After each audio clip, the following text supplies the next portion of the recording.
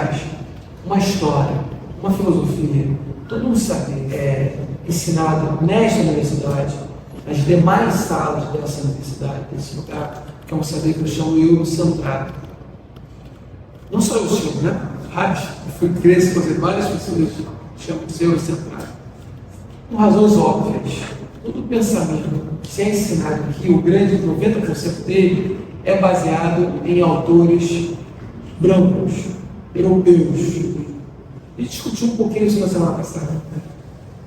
Autores brancos, europeus, todos eles tem um conceito que é esse conceito sim, que eu acabei criando, todos eles são estadolátricos, ou seja, não conseguem visualizar a organização da sociedade sem o Estado, como se o Estado fosse inerente à humanidade. Isso é um outro termo histórico. Sem o Estado, como dizia Hobbes, os homens estariam se matando uns aos outros. Ele dizia só homens mesmo, né? Tão machista que sequer considerava as mulheres. As mulheres têm um papel de subalternização. Sequer considerava outros corpos, LGBTQIA+, etc. Então, o pensamento com o qual a gente vive hoje, ele é baseado centralmente em dois autores. Melhor, três autores que eu vou citar aqui para vocês. Esses autores ganharam o status de clássicos. Quais são esses autores?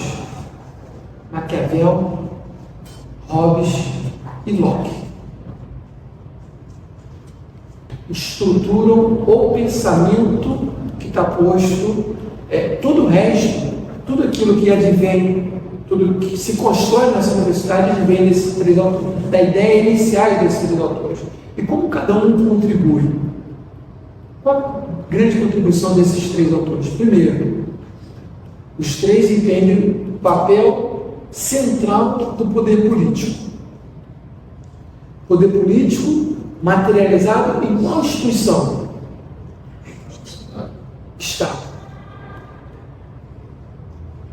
Então, seja Maquiavel em Florença, na Itália, depois começamos a chamar de Itália, na verdade, seja Hobbes e Locke na Inglaterra, embora Hobbes e Locke estivessem em campos opostos na Revolução chamada Gloriosa da Inglaterra no século XVII, eles compõem por quê? Porque, primeiro, tem toda uma estrutura estadolátrica, isto é, não é possível se organizar, viver sem a existência do Estado. Que tipo de Estado que eles proclamam? Que tipo de Estado que eles referenciam? É um Estado patriarcal. Por que o Estado patriarcal? Porque são homens proprietários, brancos. Eles não falavam esse termo que eu vou falar agora, porque eu olho para o Bruno, para o Tiago, logo lembro, me imputa a necessidade de dizer. Mas o modelo patriarcal cis heteronormativo. Embora eles nunca tivessem falado disso, tá? Não estava lá, na letra deles. Por quê? Porque as mulheres não podiam participar do Estado. Eu estou falando das mulheres brancas, europeias. Os três estão da Europa. As mulheres brancas estavam de maneira subalternizada. Esse Estado, ele está atrelado, sendo justificado por uma outra grande instituição que, inclusive, está, naquele momento, ou acima ou equivalente a esse Estado. Que instituição é essa? Igreja. Essa instituição igreja e essa instituição Estado, ambas são, como já disse, patriarcais e tem tudo. Tanto é que a igreja ela é formada, apenas homens podem subir na sua hierarquia. Como falei na aula passada, o Papa não é Papa à toa e não é homem à toa, e não tem um de Papa à toa. As mulheres não tinham espaço assim, vai ser muito processo, infelizmente. No contexto de conquista das Américas, inclui-se a ideia de raça nesse processo. Acrescenta-se o racismo, acrescenta-se a ideia de raça, isso é consequência natural do racismo. Por quê? Porque não só mulheres brancas não podiam participar desse Estado, como homens e mulheres negras e indígenas também de maneira subalternizada. E negras e indígenas, ou podemos dizer africanas, ou americanas, indígenas, ou asiáticas, ou oceânicas. Ou seja, há um predomínio europeu nesse processo. Predomínio europeu, que não é um predomínio europeu de qualquer um, não é qualquer europeu. Não é um homem servo europeu, pobre, camponês, que é chicoteado pelos senhores brancos europeus. Ou seja, mesmo na Europa, no século XVII do Hobbes e do Locke, ou no século XV do Maquiavel, XV e XVI do Maquiavel, existia já ali a distinção dentro da própria Europa de classes sociais, de status. Então a gente já interpretou que existe uma construção patriarcal, homens sobre as mulheres, existe uma outra construção que agora estou chamando de classe, estou chamando, né? Marx chama de classe, Proudhon chama de classe, os anarquistas marxistas chamavam de classe sociais, que é aqueles que dominam os meios de produção, ou dominam o capital, ou dominam as terras, ou dominam e ocupam o próprio Estado. Então, os que dominam e os que não dominam, que tem que trabalhar para eles. Ou seja, neste modelo europeu, há essa diferença entre senhores e servos. Tudo bem? Senhor, para pegar um exemplo francês, tipicamente, senhores e vassalos, com regime de vassalagem, que os de baixo têm que produzir para os de cima. Fechado? Patriarcado associado com classe social ou com estado social. Entra o terceiro componente que eu já citei bem rapidamente para vocês, depois da conquista da América, o componente racial. Isto é, africanos, asiáticos, oceânicos e ameríndios estão subalternizados com relação a esses senhores brancos europeus. As instituições que vão legitimar, fortalecer isso, a gente também já identificou. Estado e igreja, em associação umas com as outras. Estado e igreja vão constituir, para subalternizar mulheres, africanos, indígenas e servos, vão utilizar uma terceira instituição, que eu quero que vocês compreendam aqui. Qual é essa terceira instituição? Eu chamo de militarismo. Frantz Fanon, por exemplo, teórico espetacular, eu acho que é muito importante a gente poder pensar, ele dizia o seguinte, que a conquista das Américas, a conquista dos africanos, ela acontece pela ponta do sabre. Pelo militarismo pela ponta do sabre. Para quem não sabe, é uma faca que fica na ponta do fuzil, tá? Que é colocado, que às vezes se dá o tiro, então às vezes se enfia, o próprio fuzil já tem uma faca, sabe? É como se fosse o equivalente a uma faca afiada que servia para matar os seus inimigos, os seus subalternizados. Então, quem faz o jogo sujo, ou seja, o jogo de matar, escravizar, aprisionar, torturar negros, indígenas e também mulheres, eram os considerados, o que vão liberar um pouco depois, o que eu chamo de militarismo. Então, beleza. Então, a gente já identificou, primeiro, um predomínio, e veja, não é a priori um predomínio de todo e qualquer branco, porque existem distinções entre os próprios brancos europeus. Se a gente não compreender isso, a gente não avança. Então, o Senhor tem uma prevalência sobre o servo. É importante entender que naquele momento o regime capitalista ainda não está amplamente difundido. Ainda há o predomínio na Europa, é o regime de servidão, que atua em concomitância com aquilo que eu vou chamar para vocês com outro conceito, que é o conceito de colonialismo. O que significa isso? O regime de servidão na Europa dura aí desde o fim da Idade Média até mais ou menos ali, quando começa a declinar, com qual evento fundamental? Revolução Francesa, 1789, portanto, no final do século XVIII. Os autores que eu citei para vocês estão falando do século XV e XVII. O regime de servidão acaba no final do 18 na França e depois ele começa a paulatinamente ser destruído em outros países europeus durante o século XIX. Final do 18, durante o século XIX. O próprio Napoleão Bonaparte será alguém que vai proceder esse processo com seus exércitos franceses. Então, o que eu preciso que a gente marque aqui nessa aula? Colonialismo e regime de servidão caminharam durante muito tempo de forma concomitante. Vamos agora situar geograficamente e temporalmente o colonialismo. Quando que ele começa? O colonialismo começa em 1492, quando Cristóvão Colombo chega aqui nas Américas. Esse processo do colonialismo é um processo chamado oficial. O colonialismo oficialmente começa com a conquista das Américas em 1492, 1500, no caso, se conversou no chamado Brasil, e vai até as independências dos Estados Nacionais no século XIX. Eu quero que vocês compreendam isso. A concomitância desses dois processos, colonialismo e regime de servidão. No 19, com a chamada independência dos Estados Nacionais latino-americanos, tá? Qual está inserido o Brasil e toda a América Espanhola, né? Brasil, depois aí foram se constituindo estados e países. Brasil se constitui enquanto Brasil, Argentina, Colômbia, Venezuela, Chile, por aí vai.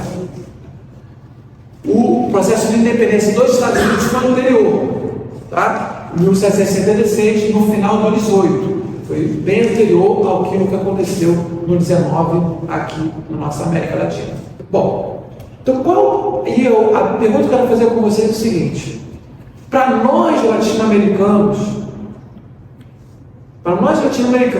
que estamos vivendo hoje no século 21 em 2023, existem ainda resquícios dessas instituições que eu falei para vocês, que constituiu o pensamento moderno, que constituiu a nossa sociedade? Isto é, vou voltar à pergunta: quais instituições, Wallace? Aí vou voltar à pergunta: Estado-latria, patriarcado, racismo e, vamos chamar assim, de classismo, ainda existe ou ainda existem essas instituições até os dias atuais? E aí, para a gente ver concretamente, existe uma exploração de senhores sob outros nomes, que inclusive podemos chamar de capitalistas, sobre trabalhadores que não são proprietários? Existe? Beleza. Existe ainda nessas instituições, todas as instituições que eu falei para vocês, Estado, Igreja, militarismo, e agora a gente pode citar uma outra instituição que se constituiu nesse processo como quarta instituição. Vou brincar, vou chamar de quarto elemento, né? Como esse quarto elemento que foi constituído também atravessando o regime de servidão e atravessando o regime do colonialismo. Que instituição é essa? Capitalismo. Tudo bem? Então, vamos lá, resgatando: Estado-latria, patriarcado, racismo e capitalismo são instituições que nos moldam e foram constituídas durante esses últimos séculos. Elas perguntam que eu quero saber. Então, se nessas instituições, aqueles que dominam o topo delas são diretamente homens brancos, descendentes dos senhores, ou podem não ser homens brancos, mas estão a serviço desse sistema que historicamente foi construído pelos homens brancos para seu bel prazer. Pergunta simples: no regime capitalista, as pessoas mais ricas do nosso mundo ocidental, estou falando da América Latina, posso falar do Brasil, posso falar do Rio de Janeiro, mais ricas, são homens brancos ou não? Beleza. São homens brancos, então continua esse princípio.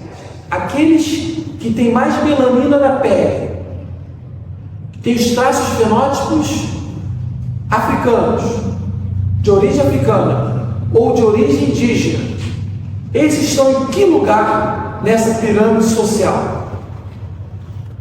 No topo ou na base? Estão nos piores empregos? Estão majoritariamente nas prisões? Estão sendo torturados, assassinados nas delegacias de polícia nesse exato momento no Brasil? E ainda nas piores moradias, né? Estão nas piores moradias? Foi aquilo que a gente discutiu na semana passada, a gente chegou ao conceito de racismo territorial. Estão nos piores bairros, ou nos bairros menos assistidos pelo Estado. E quando eu digo pelo Estado, por meio de via pública, por meio de política pública, por meio de escolas decentes, de asfalto nas ruas, de água potável, por meio de assistência social. Se vocês confirmam isso para mim, significa dizer que a nossa sociedade ainda é racista. Talvez um trabalho de final de curso para vocês interessante seria como comprovar esses aspectos empiricamente. Como pegar, ir numa prisão X e ver lá, quero saber qual a cor dessas pessoas presas. Ou ir nos piores empregos, não precisa ir longe. Vai aqui no IFIX, vai ver qual é a cor da pele majoritária dos terceirizados. Vai aqui no IFIX e veja majoritariamente qual é a cor da pele dos professores. Nunca tivemos um diretor negro nesse IFIX. Por quê? Por que 78 professores do IFIX são 2 ou 3 negros? Não precisa ir longe, não precisa sair daqui. Esse cenário está dizendo tudo para a gente. Para pesquisa. Eu já falei diversas outras vezes. Quem vocês imaginam que construíram essas paredes aqui? E os filhos dessas pessoas não puderam estudar aqui. Isso é racismo. Bom, deixa eu voltar aqui ao ponto, porque senão voltar aqui a questão, senão eu fico muito chateado, né? Aqui, você não precisa ir na presidência da República. Tanto direita quanto a esquerda são racistas nesse país. Historicamente racistas. Qual é o grande quadro negro que vocês veem na esquerda?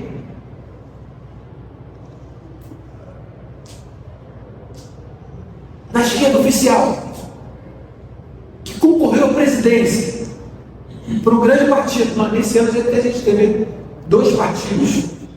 Mas, para vocês terem noção do racismo, nenhum dos dois tiveram nenhum espaço na mídia. 0 espaço na mídia. Como se não existissem.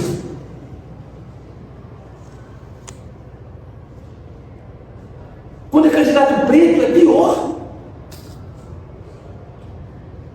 Eu escrevi artigos sobre isso. Não sei se vocês tiverem acesso, depois eu posso até compartilhar com vocês.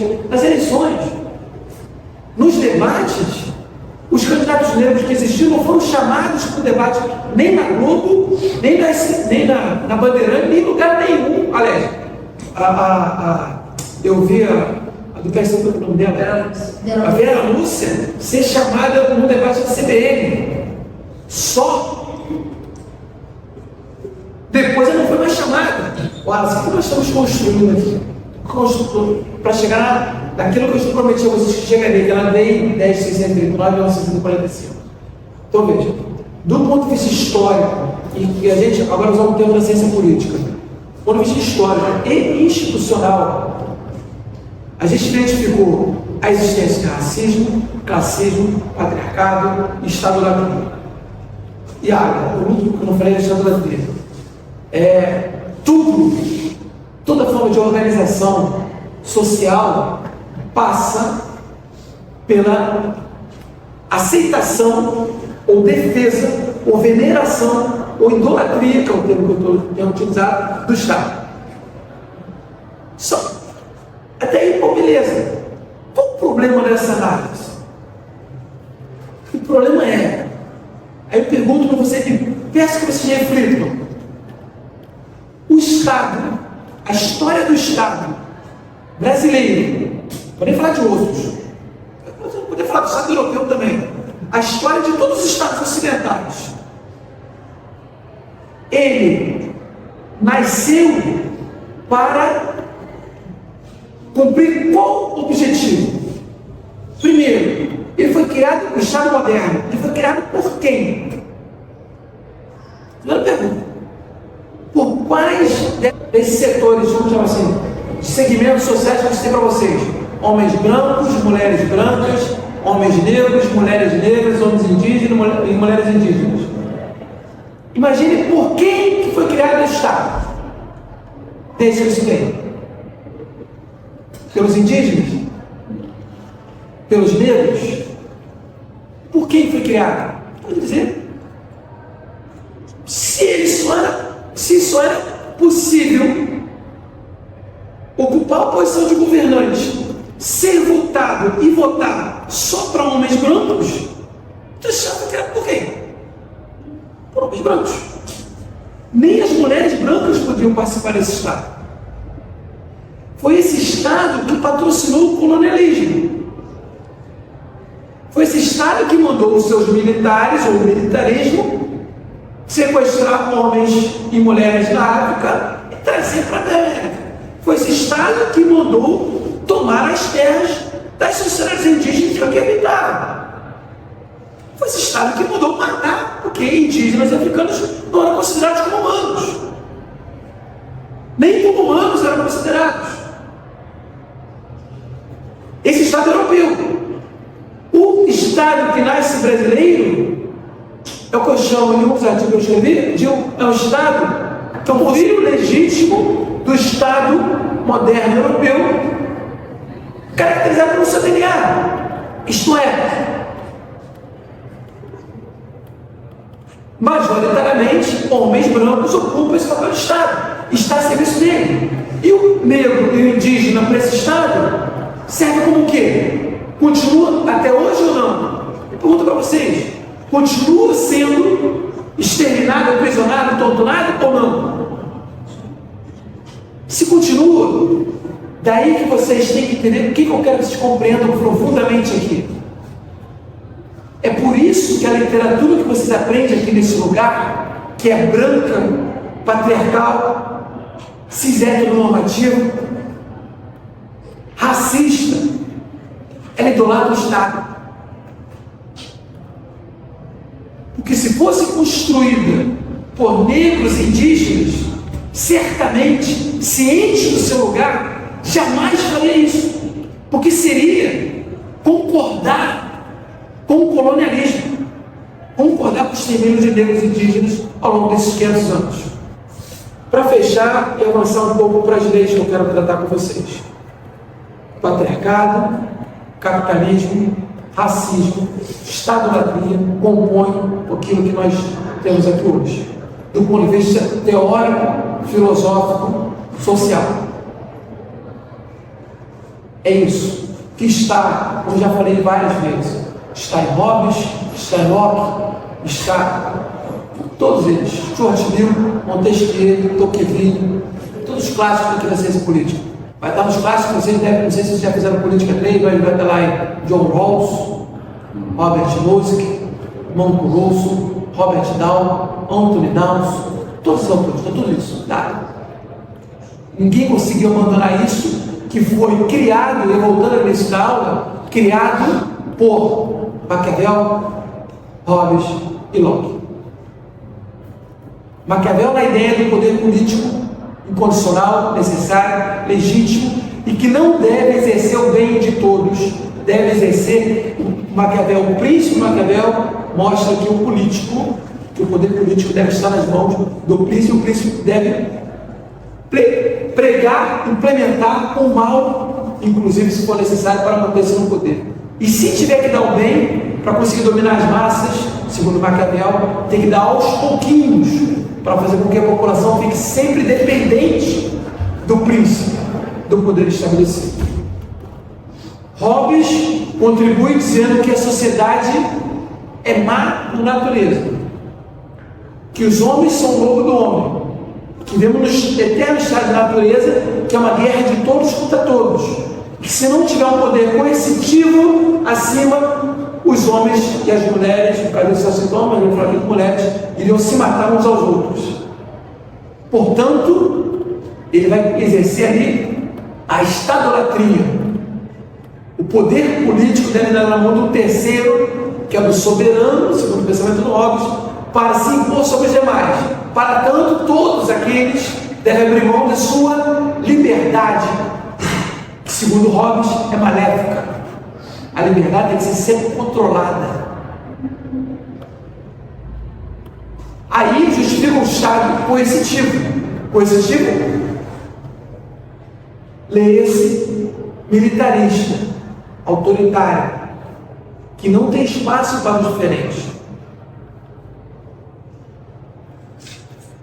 John Locke, por sua vez, vai contribuir, dizendo que é papel princípio do Estado garantir a instituição que ele mais idolatra no seu segundo tratado de governo, que é a propriedade privada. Ao fazê-lo, ele justifica o regime que está nascendo, dando seus primeiros passos naquele momento, que é o regime capitalista. Diga-se de passagem, jamais esqueçamos, embora tenham tirado a faixa daqui, John Locke era proprietário de africanos escravizados, não à toa. Nenhum desses teóricos europeus do século XVI, XVII, XVIII, XIX vai escrever contra a escravização de corpos africanos, extermínio de indígenas. Eu duvido que vocês vão ter um autor aqui, vocês vão ler desses autores falando isso. Por quê? Porque aqui predomina o eurocentrismo. O que eu quero que vocês compreendam também para entender o que é uma perspectiva quilombola? Os negros resistiram a isso desde sempre. Os indígenas resistiram a isso desde sempre. Servos europeus, depois como proletários, resistiram a isso desde sempre. Mulheres brancas europeias resistiram a isso desde sempre. Muitas delas, por não quererem isso, foram parar nas fogueiras da Inquisição e do Estado. Os indígenas e negros foram parar em covas rasas, idem para asiáticos e oceânicos. É um processo de imposição pela coerção e justificado teoricamente por clássicos que se obriga a ler nessa universidade. Como romper com isso? Primeiro, ou temos que romper com isso, ou a gente vai aceitar isso ad eterno. E eu pergunto isso a vocês, estudantes. Vamos aceitar isso para sempre? Ter obrigatoriedade de ler o Hobbes e Locke, independente do que eles fizeram com nossos antepassados? Independente do que eles justificaram fazer com nossos antepassados? Ao longo da história brasileira, os quilombos se formaram justamente no processo em contrário à escravização, subalternização, falta de liberdade, etc. E lutaram demais contra isso. Na literatura que trata dos quilombos, sempre trataram os quilombos como o quê? Rebeldes, bandidos. Por terem muitos deles queimado Casa Grande, por terem fugido da senzala, por terem quebrado as correntes.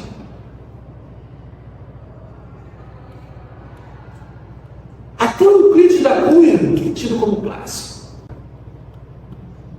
diz lá, o homem degenerado, o mestiço, ou negro incapaz. Como já dizia o Hegel, que o africano era incapaz, que era inferior. E muitos se dizem marxistas que seguiam Hegel e sem nenhuma crítica desse processo.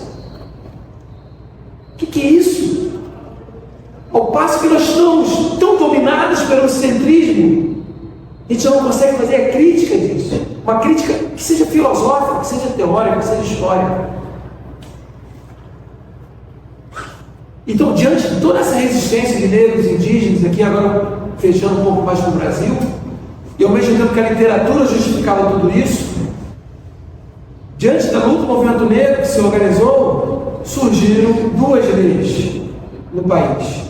A Lei 10.639, de 2003, e a Lei 11.645, de 2008, e a própria LDB, que é 9.000, se eu não me engano, 9.394 ou 694/96. Depois alguém quiser pode me corrigir. Todas as três leis, de diferentes maneiras, preconizam que o saber nas escolas e universidades deve contemplar estudos sobre indígenas e negros. Não contado por Gilberto Freire, não contado por Caio Prado Júnior ou por Sérgio Buarque de Holanda, todos racistas. Não contado por Euclides da Cunha. E podia citar tudo, mas vou ficar aqui citando o tempo inteiro o pensamento social brasileiro.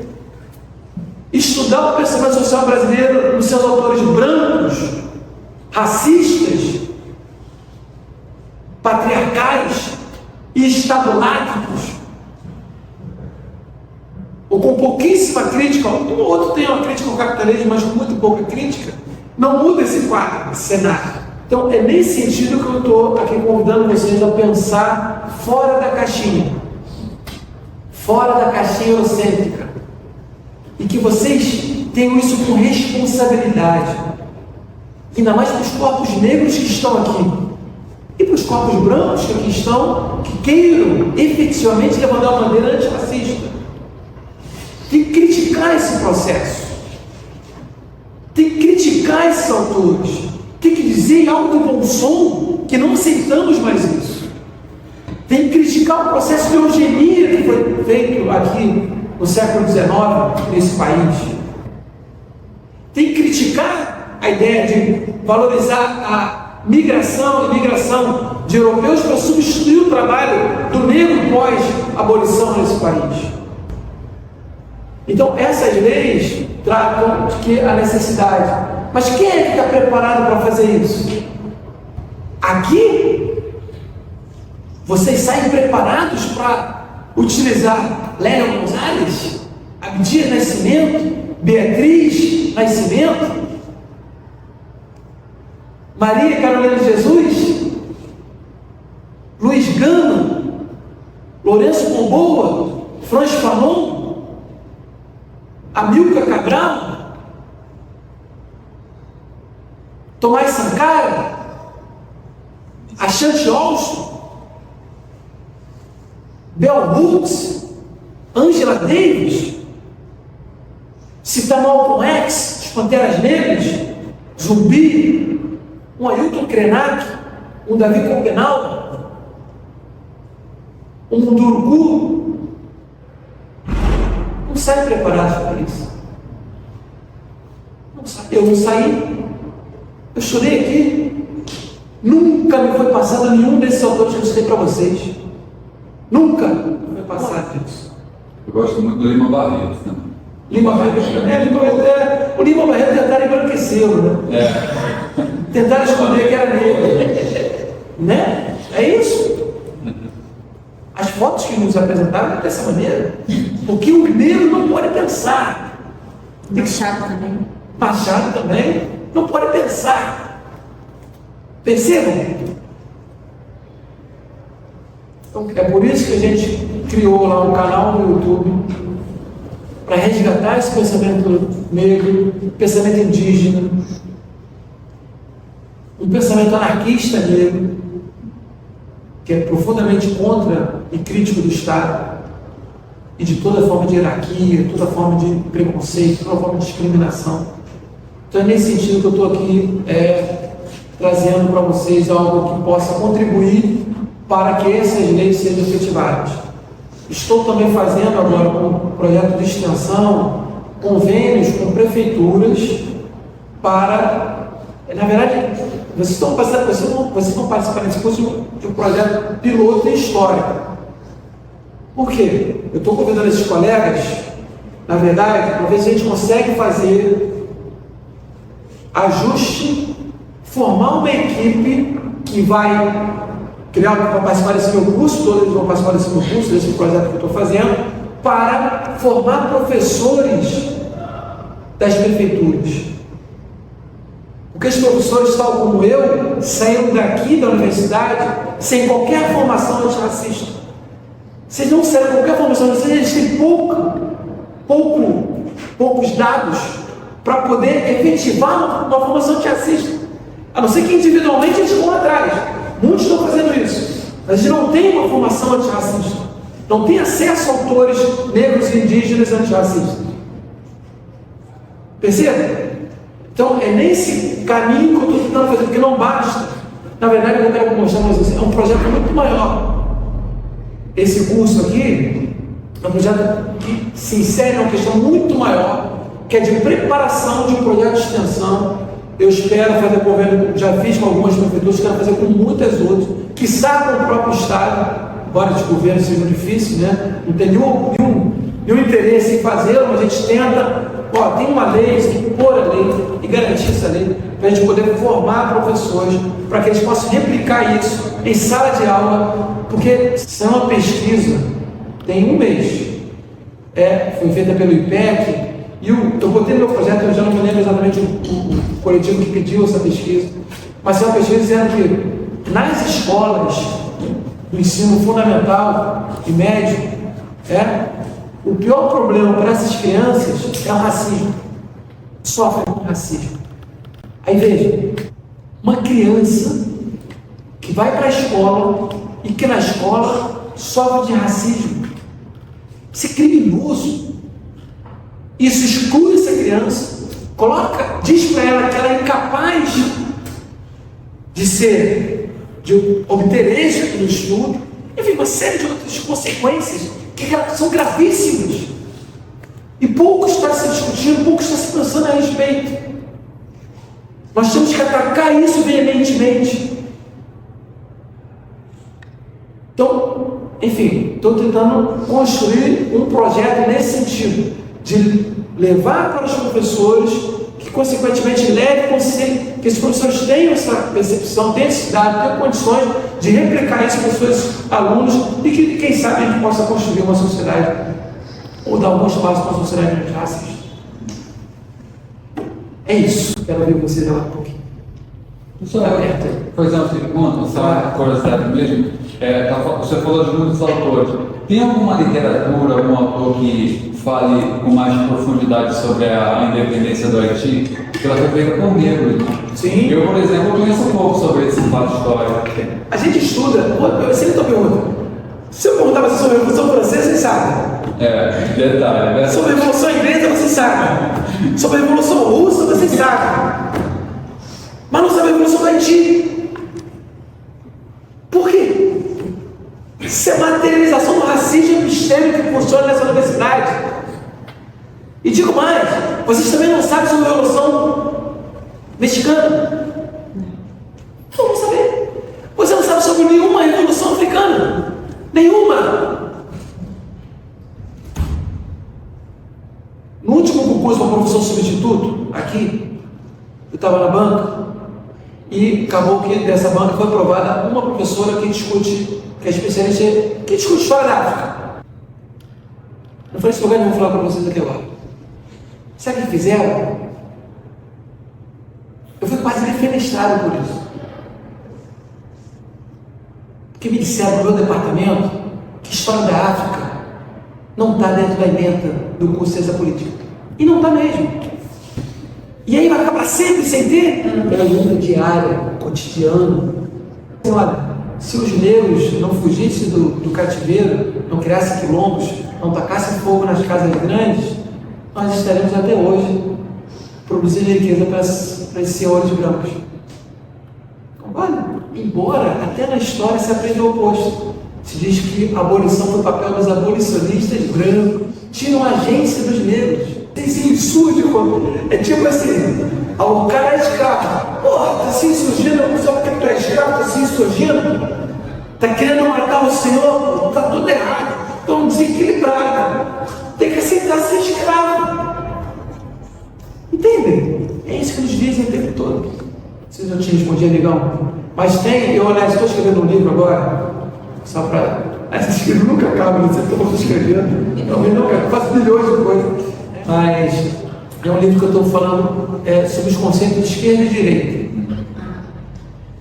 sob a perspectiva decolonial, libertária e quilombola. Ou seja, não é um livro de esquerda e direita escrito por um branco europeu, tal como tem do Norberto Bobbio e outros, sobre um intelectual negro. E aí eu cito lá a Revolução do Haiti. Mas tem vários livros, tem alguns livros interessantes, como dito, de bibliografia sobre a Revolução do Haiti. Poucos, mas tem. E aí eu cito, faço toda uma discussão lá sobre o papel da Revolução do Haiti para a própria Revolução Francesa, dentro do contexto da Revolução Francesa, e para a própria Constituição, que é a esquerda e a direita. Porque normalmente a gente esquece isso. Normalmente a gente não. Os brancos esquecem completamente esse processo. Não interessa a eles. Estou falando de outro lugar. O livro do Norberto Bobbio é um dos piores livros que eu já li. Sobre esquerda e direita, então é o pior, é uma aberração aqui no livro. Aliás, eu tenho um capítulo inteiro que eu bato nele do início ao fim, mostrando como é que. Mas ele é idolatrado na academia, Norberto Bobbio. Italiano, Norberto Bobbio. Católico que apoiou o fascismo, mas é italiano, Norberto Bobbio. Por quê? Porque entre o Norberto Bobbio e o Wallace, né? Óbvio, o Norberto Bobbio europeu, né? Que tem que ser lido por aquilo. Porque a gente não é incapaz, a gente continua sendo incapaz, tratado como incapaz.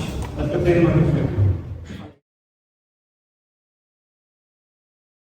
O Kropotkin me inspira do início ao fim, meu irmão. O Kropotkin é um autor que eu sou apaixonado, né? Qual o nome que Oi, o nome do autor? Peraí, você está depois escrevendo vários, né? Mas é Kropotkin. É um autor russo. O livro mais famoso dele é qual? Cara, eu nunca ouvi falar do seu autor, primeira vez agora. Também. Na verdade, o Kropotkin é um anarquista. Sim. Tá? Também vocês nunca leram nada sobre anarquismo. Não à toa vocês nunca leram nada sobre anarquismo. Não. Porque na verdade eu chamo de triplo epistemicídio, mas agora a gente pode ampliar. Triplo epistemicídio é contra os saberes negros, contra os saberes indígenas, contra os saberes anarquistas. Não tem nada anarquista. Tá? Vocês não sabem nem que o Karl Marx se inspirou no Proudhon para escrever o que ele escreveu. E o Proudhon era anarquista. Ninguém sabe, né? Entendeu? Por exemplo, para escrever sobre questões de classe, o conceito de mais-valia vem do conceito anterior que o Proudhon criou antes sobre a forma de exploração do trabalho. Nada disso. Você não sabe. O Kropotkin também saiu querendo. Na verdade, quando eu fui ler o Kropotkin, eu já estava no mestrado, doutorado, na graduação da área, né? Um colega com aula, na verdade, eu estava dando aula, vou contar a história para vocês. Eu estava dando aula numa faculdade particular, estava fazendo doutorado, dando aula numa faculdade particular, e aí com meus alunos lá, falei, vou fazer um debate sobre marxismo, anarquismo e tal. Eu convidei um colega anarquista e um colega marxista para o debate, que era sobre. Era teorias, alguma coisa assim, século XIX, que tinha que dar like. Aí o colega marxista não foi, mas tive problemas, não podia no dia. Ele foi só anarquista. Aqui se deu bem, né? Isso aí. Aí foi ele, claro, né? Não pôde vir lá. Aí ele foi, fez esse debate com os alunos e começou a falar do anarquismo, naquela história tal. Caramba, né? Interessante isso aí, né? E eu não tinha acesso, não tinha tido, né? E aí, enfim, aí daí isso foi um pilar. Depois eu fui participar do Fórum Social Mundial em 2003 ou 2, quanto tempo, né? 20 anos, né? Participar do Fórum Social Mundial no Rio Grande do Sul. Não sei se vocês sabem, você tem conhecimento como é que era o Fórum Social, não? Existe o Fórum Econômico de Davos, né, de Davos, e depois o Movimento Social que era o Fórum Social Mundial, que era organizando vários governos sociais do mundo todo, e se uniram em Porto Alegre, né, aqui no Brasil. Então, fazia uma reunião paralela ao Fórum de Davos, Fórum de Davos das potências mundiais e esse social. Então, lá, na abertura, teve a abertura do congresso, né, do encontro, aí teve uma grande passeata. Não, tradicionalmente se abria com a passeata, né? E cada passeata estava lá, os partidos políticos, né? PT, na época o PT não sei se já tinha ganho, ou ia ganhar a eleição com o Lula, estava prestes a ganhar, ou já tinha ganho. Ou foi 2012 ou foi 2013, né? E aí PT, aí na época acho que não tinha, pessoal, acho que não. Não tinha. PSTU e tal, né? E tinha um grupo preto. Todo mundo de black bloc. Os caras todos caracterizados de preto, com uma bateria enorme, todo mundo de preto, com escudo, com não sei o quê. E cada grupo, partido político, tinha um carro de som. O único que não tinha carro de som era dos anarquistas, no caso, né? Os anarquistas. Os anarquistas falaram, caramba, interessante. Eu falei, vou ficar ali com esse pessoal. Aí fui lá, fiquei lá com os anarquistas, aí os caras subiram no carro de som, aí era o maior revezamento do carro de som, né? Entre os políticos e os sindicalistas que queriam virar políticos na próxima eleição. Era esse revezamento. E os estudantes, representantes de estudantes que também queriam virar políticos na outra eleição, mas todo mundo fazendo campanha, todo mundo fazia campanha eleitoral com o carro de som. E ela fala, por que tem feito isso? Acaba falando, perdendo seu peixe, no seu partido. E os de preto, sai daí, beleza, não sei o que, aquele negócio, né, provocação, beleza. Andou a marcha, andou a passeada, aí passaram por o Black Bloc, né? Naquela época nem chamaram Black Bloc, mas o Black, que era o Black Bloc, estava no meio, assim, da passeada. Aí o grupo foi, aí o Black Bloc de repente desviou do rumo, entrou numa rua paralela. Uma rua transversal, né? E aí aí eu estava mais atrás e eu falei, cara, eu vou com aquele pessoal da frente ou eu vou com esse pessoal de preto, né? Aí eu falei, pô, bacana, então, sabe qual é? Vou atrás desse pessoal de preto, que as palavras de ordem eram mais radicalizadas contra o Estado, contra o patriarcado, tudo isso que eu falei para você. E aí, resumo, eles foram, o que eles fizeram? Uma ocupação. Fizeram uma ocupação. Porto Alegre, ocuparam um prédio vazio, Porto Alegre, no meio do ato, ocuparam o prédio. Eu participei dessa ocupação, sem nada de saber. Eu falei, caramba, não, ocupamos e tal, agora para moradia, para os sem teto e tal. Aí eu falei, cara, isso que é ação direta, que é um conceito anarquista, né? Isso que é política pública, assim. Enfim, ocuparam e dali começaram a fazer assembleias, criticando tudo isso, né? O patriarcado, o capitalismo, tal, militarismo. Enfim, achei bem interessante. E daí, depois de aí, eu fui me interessando. Falei, não, vou ler. Porque, na verdade, todo mundo que critica, a grandiosíssima maioria que critica o anarquismo, nunca lê nenhum autor anarquista. Então, se a priori, porque o anarquismo é como se fosse preto, negro. É ruim, péssimo. É uma rejeição a priori. Eu falei, não, vou ler. Aí eu li o John Potts, que foi o primeiro autor anarquista que eu li. O livro dele, o primeiro livro que eu li foi respondendo agora a tua pergunta. O livro chama-se A Conquista do Pão. Conquista do Pão? A Conquista do Pão. Tem PDF? Tem PDF, tem gratuito. Se quiser, pensa até o tchau, deve ter, a gente compartilha no grupo. Bom, na aula não sou anarquista não, mas quem sabe que eu estou sabendo. E aí eu falei, cara, que livro, assim, gostoso e diferente de tudo que eu tinha lido até então. Aí eu fui me encantando, falei, caramba, eu quero ler mais, né? Aí foi daí que eu comecei, depois eu li, tem outro livro que é espetacular do Kropotkin, que é Ajuda Mútua, é um livro lindo também. Tem outro livro dele que é Palavras de um Revoltado, que na verdade é uma coletânea de artigos que ele escreveu na passagem do século XIX para o XX, aí fala sobre várias coisas, então assim, quem quiser tem essa, então daí bom, antes eu tinha sido militante de partido político, fui militante, fiz campanha eleitoral, fiz um monte de coisa. Era um militante tradicional, que aqui me forma para isso. A formação que eu tenho aqui na universidade é para eu ser militante de partido. Se eu sou crítico do liberalismo, eu viro marxista natural, que eu era marxista inclusive, viro marxista naturalmente, depois eu viro militante de partido político. Era isso. Então, eu fui aquele DCE, enfim, centro acadêmico, eu militei bastante. E depois eu fui vendo isso, aí militei aqui na Frente de Luta Popular, que era, não sei se vocês conhecem, um movimento que surgiu na década de 2000, década de 2000, que tinha atuação nas favelas, nas periferias, na ocupação, várias dessas ocupações da cidade foram organizadas na época pela FNP, né, que era a Frente de Luta Popular, e por outras organizações, aí foi pipocar outras organizações anarquistas para fazer essa ocupação. E daí eu fui lendo e fui gostando. Eu tenho críticas também ao anarquismo. Existe um anarquismo branco, europeu. Por quê? Porque, assim, na verdade, embora muitos autores anarquistas que defendessem fazer toda uma crítica ao capitalismo, toda crítica ao Estado, toda crítica ao patriarcado, toda crítica a toda forma de desigualdade e de hierarquia social. É isso que caracteriza o anarquismo. E a defesa mais ampla de liberdade. E a liberdade só se concretiza com autogoverno, quando não tenho ninguém para me governar. Então, o anarquista se caracteriza por defender o eu quero me autogovernar. Eu e o meu coletivo. Então, eu me organizo coletivamente, a gente se autogoverna por meio de debate, de assembleias, de discussões, etc, etc.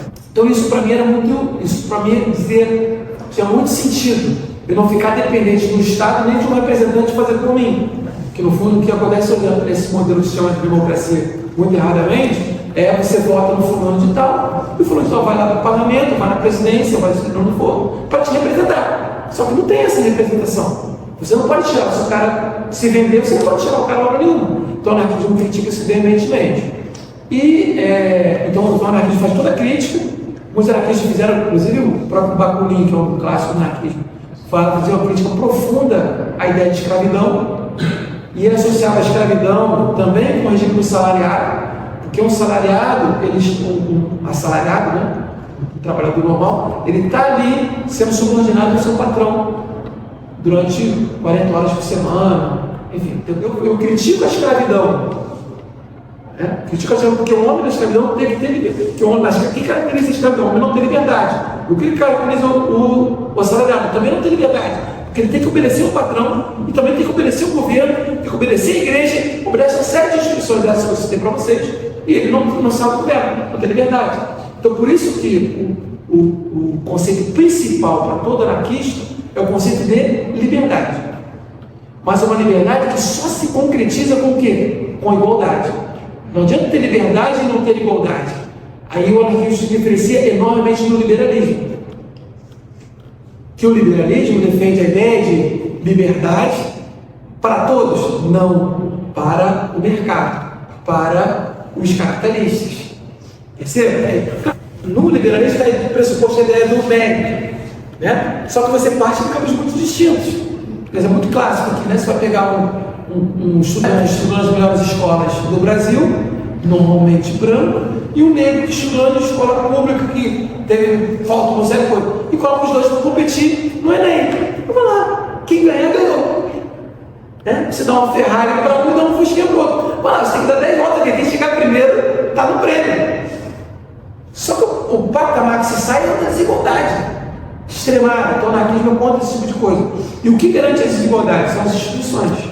Essas mesmas instituições que são racistas, patriarcais e igrejístas, estadolátricas, elas são instituições que garantem racismo, garantem capitalismo, garantem a desigualdade social. Então, por isso que Bakunin fala o seguinte: não é necessário matar ninguém, não preciso matar o senhor, matar o burguês. O que nós temos que fazer é acabar com a instituição que faz do burguês ser burguês. Porque, no fundo, o burguês é de pele e osso como eu. Ele é um ser humano igual a mim. O que eu vou diferenciar dele do pobre trabalhador? É a instituição. Ou são as instituições. É o reconhecimento institucional. É o Estado que vai reconhecer que esse burguês ele é proprietário. Através de uma lei, através de um contrato, através de uma série de coisas que vai dizer, não, ele tem essa propriedade de terra e você não tem nada.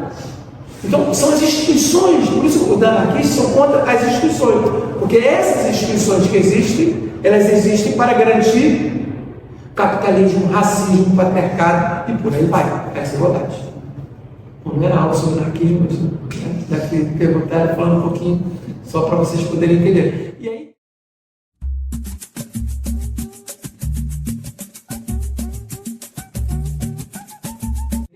E aí tem um autor que eu gosto muito, que é o Lourenço Pombo, bastante alguns autores, né, que construíram um anarquismo negro. Pô, é muito, aí eu recomendo demais para vocês. Tem, aliás, um vídeo inteiro no canal, 2 vídeos no canal, que eu explico o que é anarquismo negro para quem quiser lá no canal, se quiser encontrar. A partir desse. Então, ele tem um livro também que encontra facilmente no PDF, que é Revolução Negra, acho que é Revolução Negra e outros ensaios, que é o livro do Lourenço Pombo. O Lourenço Pombo era o ex-Pantera Negra, tá? Eu explico isso lá no vídeo. O ex-Pantera Negra que foi preso e na prisão recebeu o apoio da Cruz Negra, que é um coletivo anarquista nos Estados Unidos que vai nas prisões e ajuda os prisioneiros. Vai na prisão, dá ajuda jurídica, dá ajuda de levar alimentos, e levava livros para os Lourenço Pombo, por exemplo. O Lourenço Pombo até contando lá no livro dele, o Lourenço Pombo dizendo, olha, os anarquistas vinham aqui me davam livro, mas eu descia o livro na solitária aí, né? Descia o livro dos anarquistas por último para ler. Porque anarquismo, ele não queria nem saber, porque anarquismo era loucura. Ele falando, né?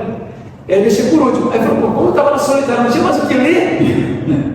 Eu falei, vou ler esse livro aqui. Ele leu, aí começou a ler o livro dos anarquistas. Aí ele falou que aí ele se reconheceu enquanto anarquista e começou a fazer a própria uma reconstrução histórica do seu papel nos Panteras Negras, no Black Panthers, né, nos Estados Unidos, na época, sob o olhar anarquista e olhar, inclusive, para a história da África.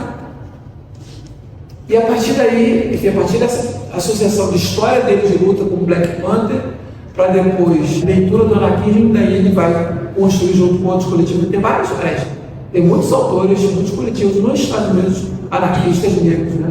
Que é o Black Anarquista, que eles constroem isso lá. Então, o Lourenço Pombo desse livro, que faz uma crítica, tal como eu faço, a parte do anarquismo branco, por não colocar a questão da raça como central, mas pega os princípios da horizontalidade, da igualdade, da defesa da liberdade, de contra toda forma de discriminação, de contra toda forma de preconceito, de hierarquia social, e traz para o povo. E aí, o que ele vai dizer? Olha, na verdade, ele vai dizer, as comunidades estadunidenses, as comunidades negras estadunidenses, elas já praticam o anarquismo, já exercem o anarquismo na prática.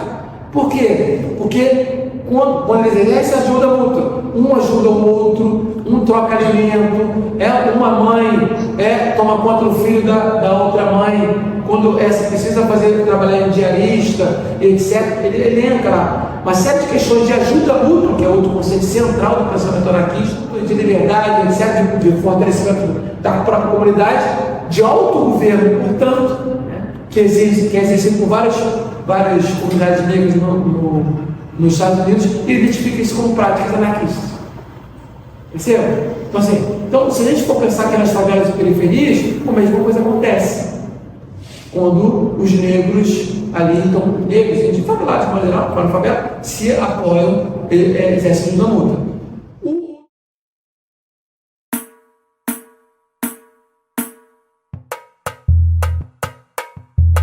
Outro autores, 2 nigerianos negros, eu nem sei que são negros, 2 nigerianos negros, que construíram, também anarquistas, eles fizeram a história do anarquismo na África.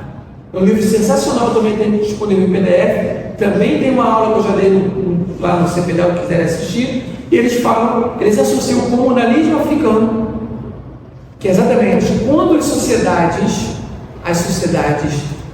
africanas, a maior parte das sociedades africanas, elas viviam sem Estado, sem governo. Elas exerciam o autogoverno. Então ele vai resgatar essa forma e com ajuda mútua, e com liberdade, e em federalismo contra as sociedades africanas, e como que elas funcionavam, né, de maneira que se chama de anarquismo, de comunalismo africano, eles chamaram, mas que tem todos os princípios do anarquismo. E aí, para finalizar, o que o Kropotkin, esse autor que eu gosto mais, dizia? Ele dizia o seguinte: olha, o que eu estou aqui defendendo, eu não estou criando nenhuma teoria nova, não estou criando nada novo. Ajuda mútua, defesa da liberdade, defesa de igualdade e contra todo tipo de opressão social, isso Isso é exercido pela humanidade desde sempre. Desde o primeiro homem, primeira mulher, primeira comunidade se constituiu. Os princípios existem. O que nós anarquistas estamos fazendo é só colocar no papel. Mas isso nem nasceu na Europa. Isso nasceu em todo lugar.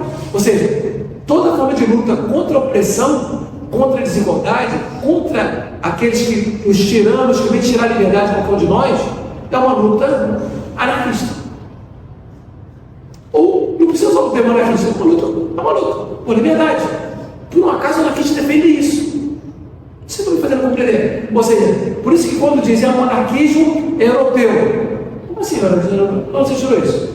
Ele pode ser europeu do ponto de vista teórico, porque alguns europeus escreveram isso. Agora o anarquismo quanto prática social, ele é do mundo todo. Ele é africano, ele é indígena, ele é próprio europeu, ele é asiático, ele é oceânico. Essa é uma diferença importantíssima para que a gente possa fazer para poder compreender o papel histórico disso. Diferente de outras teorias que preconizam a existência do Estado. Aí isso não é natural, isso é uma imposição. Porque o Estado nem sempre existiu. Às vezes tem que dizer isso, né? Embora coisa tão óbvia, mas tem que dizer isso, porque a gente não aprende a pensar fora deste modelo que chamamos